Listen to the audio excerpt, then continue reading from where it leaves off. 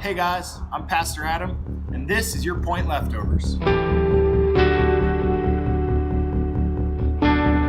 would God want us to do about the immigration crisis? I don't know which one of you texted this in this last week, but thank you. This is a really pressing issue right now that matters, and it matters deeply because it changes so many lives. How do we as Christians respond to issues like this in the news and in politics and the world around us? Three really big ways. First, we pray. We pray for our leaders who are tasked with preserving peace and promoting justice. We pray for our leaders who are given the responsibility by God to make decisions that will be unpopular and unliked, decisions that are for the well-being not only of our people, of our American citizens, our neighbors, but for the well-being of all whom we influence. We pray for the law enforcement who's tasked with obeying orders and following commands and doing what the law says, even if it's not what they agree with. We pray for families who are struggling with the fear and the pain and the anxiety. What does this mean for us?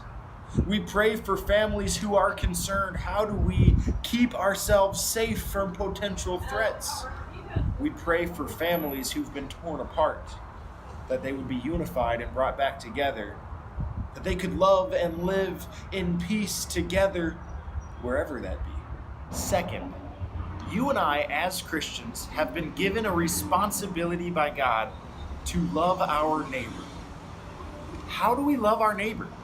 Loving your neighbor means caring for your neighbor who is a legal citizen and a legal immigrant who's here following the law and preserving and protecting their peace. But loving your neighbor, it also means caring for those who are sojourners in the land, who are foreigners in this place. And it's a difficult thing to walk this fine line. To love your neighbor means to not hate them because their opinion or their perspective or their fears or their concerns are different than yours. To love your neighbor means speaking well of those who are in authority, even when you disagree with them. To love your neighbor, it means to speak highly of others, even those that you think are not doing the right thing. So here's what I want to propose. Stop referring to immigrants as illegals. Illegal is an adverb, an adjective describing someone, an action, but it's not their identity. Call them an immigrant. Call them an undocumented worker, an illegal immigrant, maybe. But remember, first and foremost, they are human. Third, you and I have been called to pray for our leaders. We've been called to love our neighbor, and we have been called, when we see injustice occurring, to take action.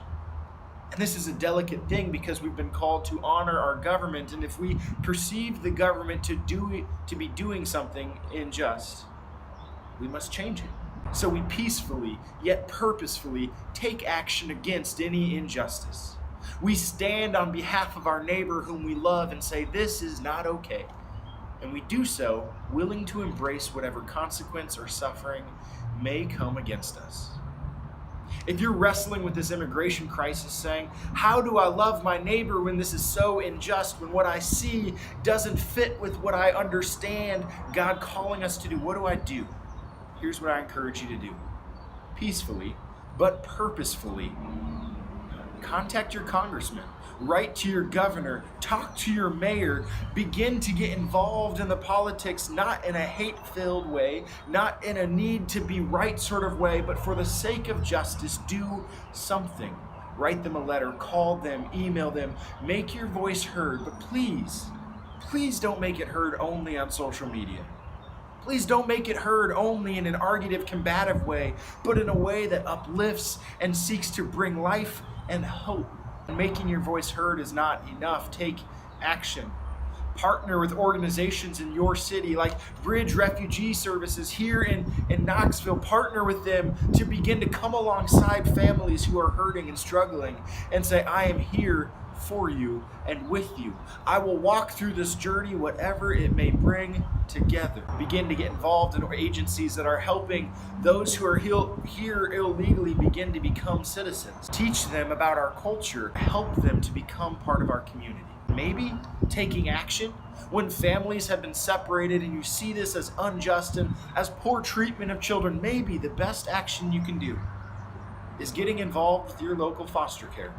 Begin to support families that are caring for children who've been separated from their parents. Begin to pray for them and love them, encourage them, and maybe open up your own home for a child in need.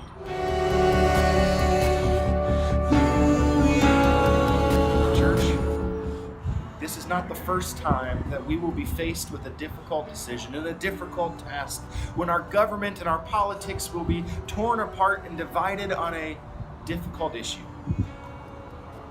But we are equipped to pray for them, to love them, and where possible to begin to serve and take action, that through you and I, through us, the church, God's grace and His love will be made known.